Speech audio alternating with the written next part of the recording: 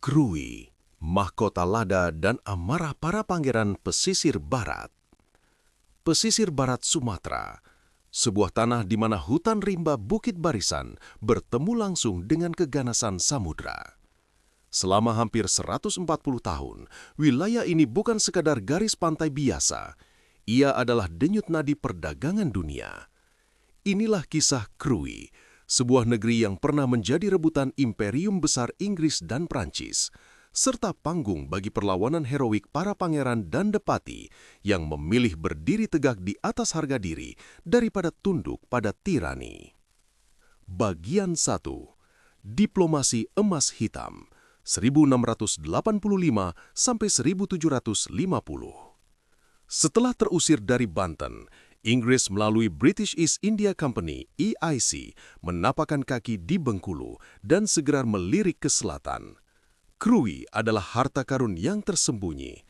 Lada Krui dikenal sebagai lada terbaik di dunia. Butirannya padat dan aromanya menyengat hingga ke meja-meja makan di London. Inggris menyadari bahwa mereka tidak bisa menjajah Krui dengan kekerasan murni. Mereka memulai strategi diplomasi adat yang cerdik. Mereka mendekati para pemuka adat Lampung di pesisir barat. Di bawah naungan sistem Proetin, lembaga peradilan adat, Inggris mengakui kedaulatan para kepala marga, mulai dari marga Tenumbang, marga Ngambur, Waisindi, hingga marga Laai. Di atas kapal-kapal perang Inggris, para pemimpin lokal ini diberikan pengakuan resmi dan gelar pangeran. Gelar ini bukan sekadar kehormatan, melainkan kontrak politik. Krui menjadi pusat ekspor internasional dengan Pulau Pisang sebagai pelabuhan transitnya. Selama puluhan tahun, terjadi kemitraan yang menguntungkan antara Inggris dan para pangeran Krui, sebuah masa keemasan lada yang mengubah wajah pesisir barat menjadi salah satu kawasan terkaya di Sumatera. Bagian 2. Badai dari Prancis dan runtuhnya wibawa Britania 1760. Namun keamanan itu hancur saat Perang 7 Tahun pecah di Eropa.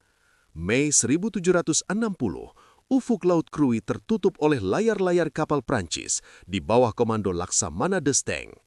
Setelah meratakan Bengkulu, armada ini membombardir pos-pos Inggris di pesisir Krui. Gudang-gudang lada milik EIC dibakar habis. Inggris melarikan diri ke hutan, meninggalkan rakyat Krui tanpa perlindungan. Peristiwa ini mengubah pandangan para pangeran lokal. Selama 3 tahun masa kekosongan kekuasaan Inggris, mereka mulai berdagang secara mandiri dengan kapal-kapal Amerika dan Denmark. Para pemimpin adat menyadari satu hal penting, Inggris tidaklah abadi, dan kedaulatan sejati ada di tangan mereka sendiri melalui kemandirian ekonomi. Bagian 3. Rezim hitam Thomas Parr dan penghinaan adat 1805 sampai 1807.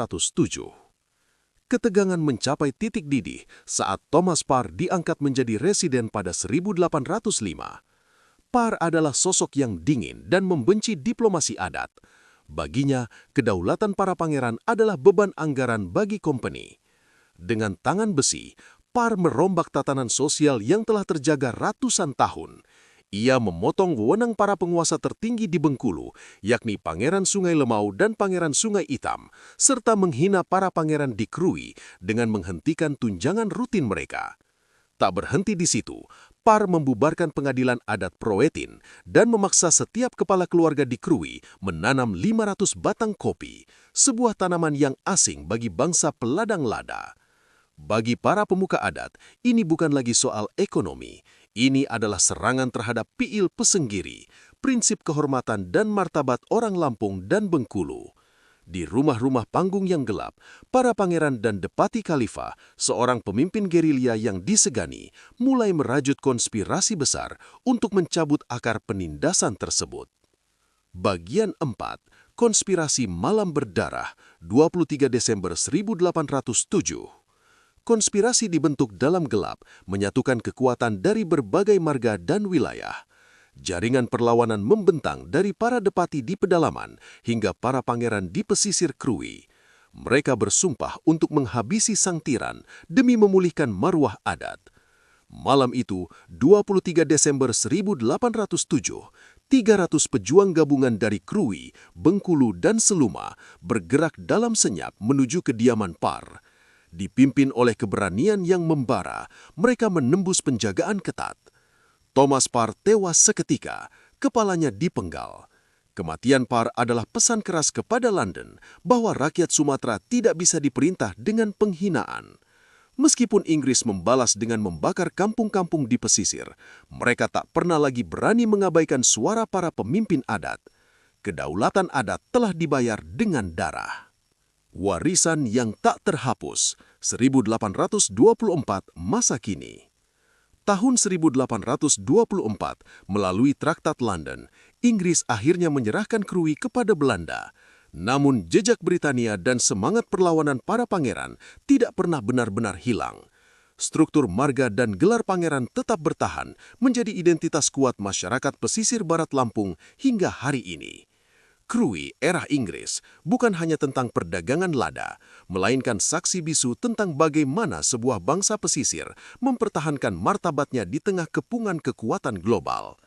Sebuah sejarah yang ditulis dengan aroma lada, dentuman meriam, dan keberanian para pangeran yang tak kunjung padam.